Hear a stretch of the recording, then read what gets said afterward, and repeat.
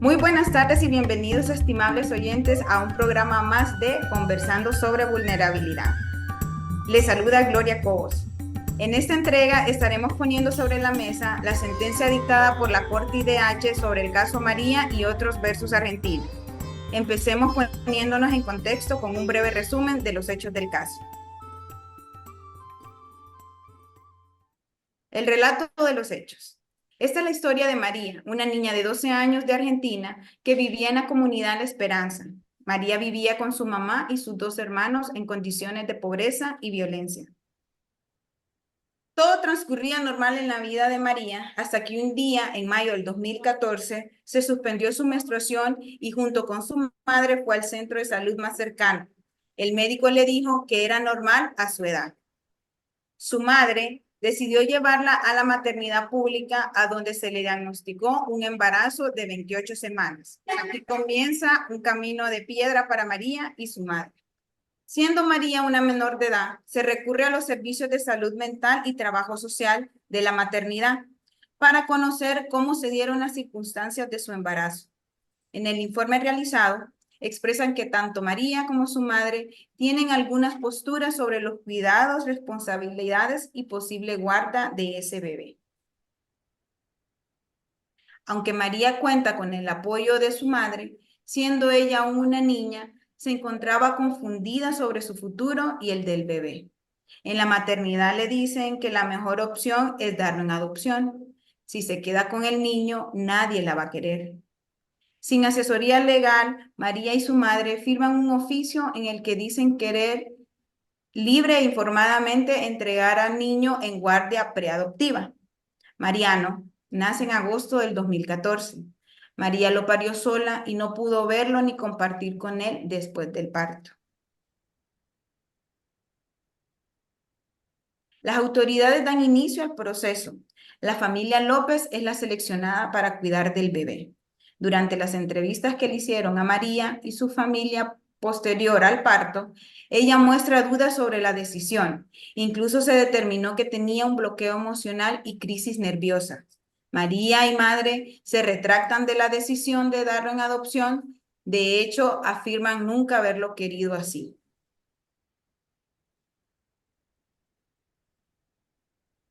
Mientras el tiempo pasa, transcurrido casi un año, en marzo del 2015, María, con apoyo de su madre, familiares y otras instancias, solicita a varios tribunales argentinos e instituciones estatales de protección que le devuelvan a Mariano, pero su solicitud es rechazada. Luego de varios intentos y de recibir el apoyo necesario, María ha logrado que a partir del 2017 se le den visitas reguladas para poder ver a Mariano. Y aunque María está contenta de ver a Mariano, hasta el 2022 no ha logrado que se le devuelva totalmente a su hijo. Ahora que conocemos de qué va el caso, vamos a discutirlo con nuestras invitadas. Tendremos 3 segmentos de preguntas y un cierre. Nos acompañan Sara, Andrea y Catalina, estudiantes de la Maestría de Derecho Internacional de los Derechos Humanos de la Universidad de La Paz. Empecemos con el primer segmento, que estará de la mano de Andrea, y vamos a explorar el tema de vulnerabilidad. Buenas tardes, Andrea, bienvenida. Andrea, ¿cuáles son las consideraciones de vulnerabilidad que realiza la sentencia? Gracias, Gloria. Aquí es muy interesante lo que esta sentencia nos plantea, porque las consideraciones de vulnerabilidad van a ser en función de la responsabilidad del Estado. Y a partir de esto pudimos identificar al menos 3 principales relacionadas con violaciones al derecho a la familia, en el caso de María, violaciones al derecho a la familia y la identidad de su hijo Mariano en el marco de la protección de su guarda-crianza y adopción. Y también podemos ver irregularidades, desprotecciones, una serie de dinámicas que durante el proceso judicial de María, pues precisamente vienen a darnos cuenta de que hay una exposición, una vulneración. Gracias, Andrea, por tus aportes. Y considerando lo que acabas de decirnos, ¿cuáles son los principales instrumentos internacionales que utiliza la Corte para el análisis del caso en términos de vulnerabilidad? Gracias, Gloria. Como sabemos, la Corte siempre se apoya a diferentes instrumentos internacionales, regionales, pero en este caso queremos resaltar dos. Importantísimo en las reglas de Brasilia y por un lado también lo que nos indica el artículo 1 de la Convención. Cuando hablamos de las reglas de Brasilia, nos referimos a las reglas sobre el acceso a la justicia de las personas en condición de vulnerabilidad y específicamente en la regla 28 es bastante clara de la necesidad de un asesoramiento técnico jurídico para precisamente aquellas personas que se encuentran en una condición de vulnerabilidad y que esto ayude a llevar los intereses legítimos que estas personas tienen en su proceso de acceso a la justicia. La convención, por otro lado, bueno, y la Corte resalta por utilizar y apoyarse muchísimo normalmente en el artículo 1 de la convención, cuando habla de la obligación de respetar los derechos. Gracias, Andrea, por tus aportes. Ahora me gustaría invitar a Sara y Catalina a comentarnos en una frase cómo conectan estos temas con los temas abordados en la maestría de Derecho Internacional de los Derechos Humanos. Bienvenida, Sara. Gracias. Pues si bien en la maestría hemos estudiado las condiciones de vulnerabilidad, en el marco de los derechos humanos, se podría definir la vulnerabilidad como una perspectiva o un eje que puede ser transversal, que nos permite analizar y poder aplicar los derechos humanos, o sea, es decir, una perspectiva constructivista. Creo que la Corte logra posicionar bien este tema desde una visión centrada en el ser humano y de la interdependencia de estos derechos humanos. En mi Muchas caso, gracias, Sara. en mi caso, un aspecto que considero central es que quizás nos faltó ver un poco más desarrollado en el caso la vinculación entre vulnerabilidad y discriminación. Hablamos, por ejemplo, en la maestría de categorías sospechosas o de focos rojos, como por ejemplo la edad, el género, la situación de pobreza de María, que son hechos que pueden entrar en este análisis. Asimismo, en la maestría también discutimos que discriminación es todo aquel acto u omisión encaminada a distinguir, excluir o restringir eh, de manera arbitraria, ¿no? El goce, el reconocimiento de los derechos y las libertades de las personas. Es un tema que parece muy claro, por ejemplo, en el recuento de los hechos que nos hiciste vos, Gloria, al inicio. Ahora hay un trato que resulta en un menoscabo de derechos y principios base como el derecho a la familia, a la identidad, al mejor interés del niño, ¿verdad? Como principio clave. Y ese trato no es objetivo, ni es razonable, ni persigue un fin legítimo. ¿Qué podría haber detrás de ello? Pues al parecer estigmas, prejuicios, desinformación, aplicación discriminatoria de las leyes y por supuesto costos mínimos por discriminar. Me quiero sumar a lo que dicen mis compañeras porque también hemos podido observar cómo es interesante el análisis de interseccionalidad que la Corte incorpora, pero también que logramos ver durante el proceso pues, de nuestra maestría. Y creo que aquí lo que podemos apuntar es que para el caso de esta sentencia, hablamos de que nos permite poder observar las diferentes violaciones a sus derechos que atraviesan tanto María como Mariano, su hijo, sus familiares y demás, a partir de la responsabilidad que tiene el Estado en este hecho. Y aquí, bueno, quiero nada más hablar de tres consideraciones. Desde una perspectiva interseccional, que también la Corte así lo señala un poco, pues bueno, las acciones de diferentes actores estatales se encaminaron precisamente hacia la separación de la madre y de su futuro hijo. Y creo que en este caso podemos hablar de lo que conocemos como violencia institucional. Además, dada su particular condición de vulnerabilidad, tenemos también que sufrió discriminación. Además, dada la particular condición de vulnerabilidad que tenía María, en donde son diferentes capas las que se intersectan, podemos observar que esta misma condición la llevó a una clara violación el disfrute del derecho a su maternidad y con esto también lo podemos poner en contraposición del trato que recibieron los custodios de Mariano. Otra mirada interseccional. Bueno, pues, y esto la Corte lo deja muy claro, nunca se tuvo en cuenta la palabra de María en el diseño de los encuentros con Mariano. Y eso es solo alguna de las capas que la Corte logra identificar y podríamos ir más a fondo. ¿Cómo María experimentó este nivel de violencia institucional? Bueno, queda muy claro cuando podemos ver toda la sentencia. A María esto le generó un peso, una revictimización innecesaria y pues bueno, también afectó su desarrollo integral, que en este momento ella era una adolescente. Entonces, creo que precisamente esta mirada interseccional nos permite ver estas afectaciones y también nos permite valorar cómo la Corte de alguna forma intenta incorporarlo para el análisis propiamente de vulnerabilidad del caso. Muchas gracias. 1. Gracias, compañeras, por su información brindada. En esa misma línea, si ustedes tuvieran que resaltar un solo aporte de la Corte Interamericana de los Derechos Humanos en cuanto a la protección de los derechos de las niñas, niños y adolescentes y de la familia que fuera determinante para el caso, ¿cuál sería? Andrea. Gracias, Gloria. Lo primordial creo que sería dejar claro que tanto María como Mariano eran personas menores de edad al momento de los hechos. Y en ese sentido aplicaban para ellos las obligaciones que ha asumido el Estado argentino en cuanto a los derechos del niño o la niña. Es decir, la condición de niño, niña o adolescente exige una protección especial, como ya sabemos, y la Corte lo que va a hacer es entenderla como un derecho adicional y complementario a los demás derechos de la Convención Americana, donde le reconoce a esta persona no la protección centrada en 4 pilares.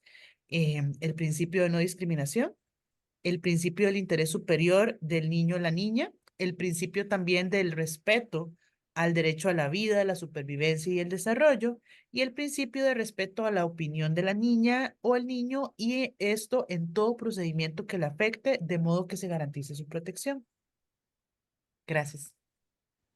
Muy bien, yo agregaría que el derecho a la vida familiar es interpretada como la biológica, que es uno de los desarrollos pues, más relevantes para el caso, porque según la Corte, el Estado asume la obligación de ayudar a los padres y a otras personas responsables por el niño a dar efectividad a este derecho y, pues, si es necesario, debe de proporcionar asistencia, particularmente con respecto a la nutrición, el vestuario, la vivienda. O sea que antes de separar, pues se debe de proporcionar el apoyo a los padres para que puedan cumplir con sus responsabilidades como padres y también que se pueda restablecer o pues aumentar la capacidad de la familia para poder cuidar a ese niño, al menor, a menos que la separación de este pues sea necesaria para poder proteger al niño. Y los motivos económicos pues no pueden ser una justificación para poder separar al niño de sus padres. En mi caso, yo pienso que fue determinante entender el alcance del consentimiento informado y de la expresión de voluntad de manera libre de parte de María y de su madre con respecto a la adopción. Esto porque ellas primero debieron haber contado con un asesoramiento, dadas las múltiples consecuencias que tiene el acto de dar en adopción, y eso no sucedió. Y segundo, porque fueron presionadas para tomar esa decisión, de forma que no puede considerarse que el consentimiento fue de manera libre e informada. Más bien, cuando quedó constando en el expediente que María presentaba un bloqueo emocional selectivo y que no estaba en condiciones de comprender el alcance del acto de entrega de adopción, ella empezó dudando de dar al niño en adopción, y después de decir esto fue ignorada y adujeron que había dado su consentimiento de manera tácita, ¿verdad? Por su actuación procesal en el caso, ¿verdad? Sin embargo, de acuerdo con la normativa interna del Estado argentino, el consentimiento para un acto de esa trascendencia, como es entregar a un hijo en adopción, no puede de ninguna manera ser inferido de manera tácita. María era una niña durante ese proceso y no se tomó en cuenta su voluntad ni se hizo un análisis de lo que correspondía a su interés superior a la hora de tomar decisiones que impactaban no solo su vida, sino también la de su hijo Mariano. Muchas gracias. Muy importante la información que nos están brindando. La siguiente pregunta para ustedes: ¿cuál es el principal punto que la Corte destaca cuando analiza la vulnerabilidad en este caso?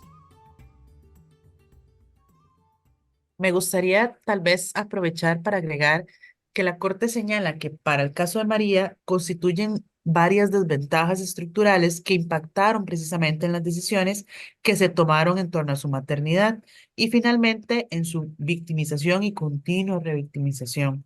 Entonces, ¿cuáles? Y bueno, ella era una adolescente de escasos recursos, embarazada y proveniente de una situación de violencia intrafamiliar.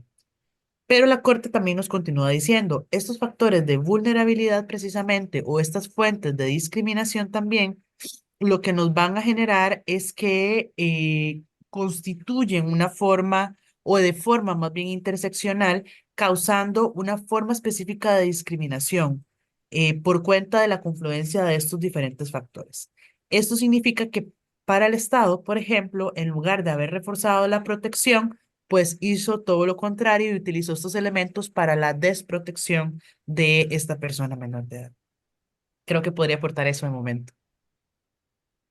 Sí, yo estoy de acuerdo y creo que también la Corte expresamente dijo que María fue víctima de violencia institucional debido al trato que recibió en la maternidad.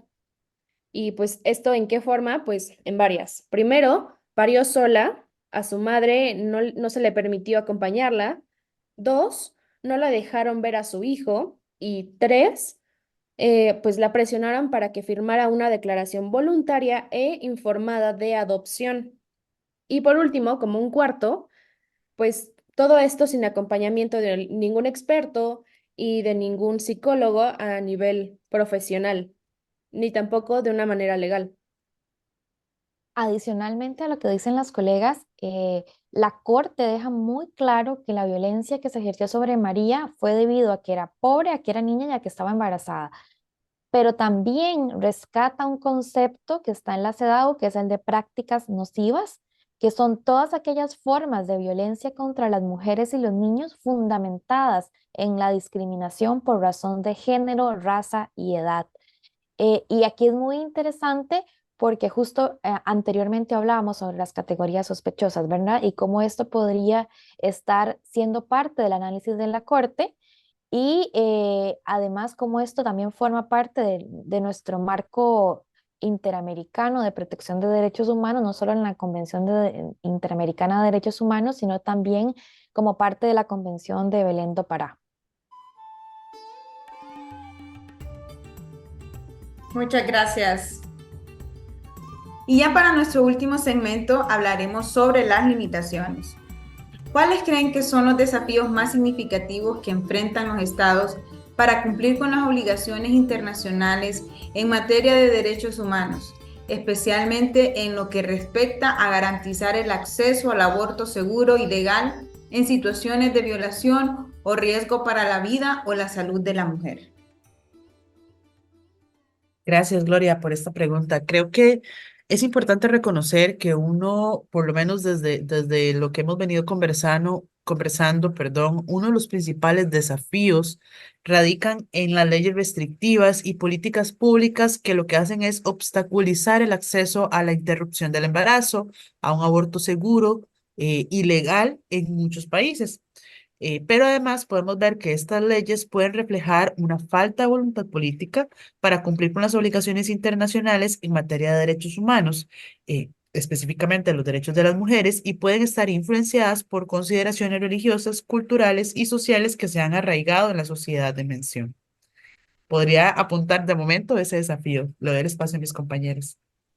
Muy bien, yo pienso en otro desafío que es verdaderamente importante, que es la resistencia social y cultural también hacia este tipo de acceso al aborto legal y seguro, porque hay mucho estigma, el cual está asociado a que el aborto puede ser generalizado, puede ser afectado a través de las capacidades de las mujeres para poder buscar una atención médica adecuada y además, pues las normas culturales arraigadas en torno a la maternidad y la sexualidad, pues pueden influir mucho en la percepción pública y también en las políticas relacionadas con el aborto, lo cual pueden dificultar los esfuerzos para poder garantizar este tipo de acceso a servicios de aborto legal y seguro en situaciones pues mucho más específicas.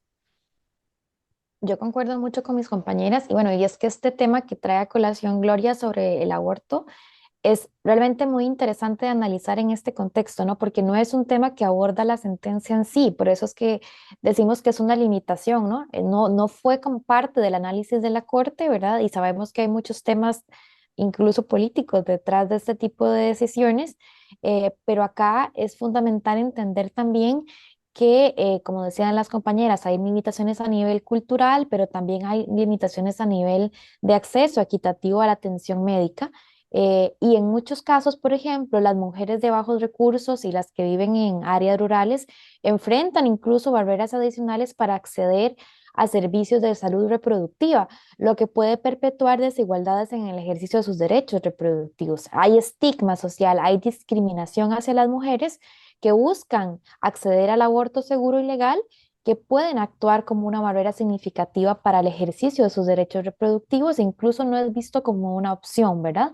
En casos como el de María, ¿verdad? Siendo una adolescente de 12 años, esto tan siquiera fue considerado en ningún momento del caso, ¿verdad? Y esos estigmas, como decíamos anteriormente, pueden manifestarse en formas de discriminación por parte de la comunidad, la familia, los empleadores, los proveedores de servicios de salud e incluso pueden estar exponiendo a las mujeres a situaciones de riesgos muy altos, ¿verdad? Cuando optan por prácticas no seguras de aborto. Muchas gracias a cada una de ustedes. Y brevemente, ¿cuál creen que sea el papel de los mecanismos internacionales de protección de los derechos humanos, como la Corte Interamericana de Derechos Humanos, en la promoción y protección de los derechos sexuales y reproductivos de las mujeres? ¿Y cómo pueden estas decisiones influir en el desarrollo de políticas y legislaciones a nivel nacional? Nuevamente acá me parece y quiero nada más acotar que los mecanismos internacionales como la Corte Interamericana para temas de protección y promoción de derechos desempeñan un papel clave, especialmente para establecer estándares y precedentes en cuanto a derechos, por ejemplo, sexuales y reproductivos. Y en este caso, para precisamente el caso de María, pues también nos demuestra cómo los procesos son vitales para poder proteger precisamente a las personas en condición de vulnerabilidad. Claro, yo también pienso que pues las decisiones pueden ejercer presión sobre los estados para que puedan reformar leyes y políticas que puedan limitar el acceso al aborto legal y seguro. Y pues también se pueden pronunciar sobre este tipo de casos, como fue el de María y otros contra Argentina, en el cual la CIDH señala la importancia de pues respetar los derechos reproductivos de todas las mujeres. Y para cerrar, yo creo que este tipo de decisiones también pueden catalizar debates y movimientos a nivel social, nacional y seguir generando e impulsando cambios a nivel legislativo para una mayor protección de los derechos sexuales y reproductivos. Muchas gracias a las panelistas por todos estos valiosos aportes. Para cerrar el diálogo de hoy, me gustaría pedirles que en una frase nos cuenten cuál es su principal reflexión sobre lo discutido hoy. Tal vez puedo iniciar yo para aprovechar el orden que hemos traído. Muy puntualmente, realmente nos hace reflexionar sobre el cuidado en el uso del análisis de vulnerabilidad, en el ejercicio también del trabajo en personas con personas, más bien en vulnerabilidad, porque podemos caer en el riesgo de transformarla en un condicionante y restar a las personas también su capacidad de agencia, su capacidad de decidir, el reconocimiento con sus propios intereses, ¿no? Entonces, esto es como de lo que me queda en general y doy el pase a mis compañeras que tienen más que decirnos. Sí, yo me quedé mucho con las limitaciones y me gustaría abundar un poco más en eso. Creo que para poder superar estas limitaciones es fundamental poder abordar las barreras legales mediante la reforma de las leyes restrictivas y que se garantice la aplicación efectiva de estas. Además, pues también se requiere de una acción coordinada para poder eliminar la estigmatización y la discriminación. Y para esto, proporcionar acceso equitativo a todos los servicios de salud reproductiva, que sea a su vez de calidad y que se pueda promover la educación. Y pues, no está de más también la conciencia pública de los derechos sexuales y reproductivos. Bueno, y como reflexión final, creo que también destacaría el uso del enfoque de vulnerabilidad como una perspectiva de análisis y aplicación de derechos que nos permite dar contenido sustantivo al derecho a la igualdad. Justo en este sentido y pensando en lo que nos hubiese gustado ver más desarrollado por la Corte en este caso, está el análisis sobre si estamos frente a un acto de discriminación contrario a la dignidad humana bajo condiciones individuales que pueden enmarcarse como categorías sospechosas. Vimos que hay muchos temas detrás de este proceso de decisión que se llevó a cabo en Argentina. Vimos muchos prejuicios, vimos temas relacionados con la situación de pobreza, de violencia que vivía María y su familia, ¿verdad? Y que marcaron todo el abordaje que hizo la maternidad en Argentina. Y esto yo creo que es fundamental porque al final y al cabo es un Estado que sistemáticamente, a través de todo el proceso judicial que se llevó a cabo y administrativo, replicó un modelo de pensamiento en el que tanto María como su madre estuvieron excluidas de una protección reforzada que ellas necesitaban al ser personas en una alta situación de vulnerabilidad.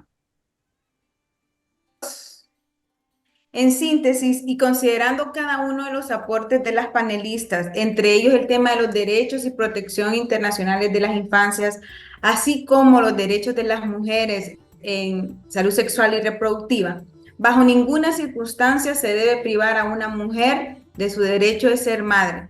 En este caso en particular de María, siendo ella una niña, tampoco puede ser discriminada por su edad. El Estado como garante debe hacer prevalecer los derechos de los niños y las niñas y el bienestar de esto a través de políticas de protección y abstenerse de cometer actos que vayan en su detrimento. Agradecemos que nos hayan sintonizado y esperamos vernos en el próximo programa. Gracias. Gracias. Gracias.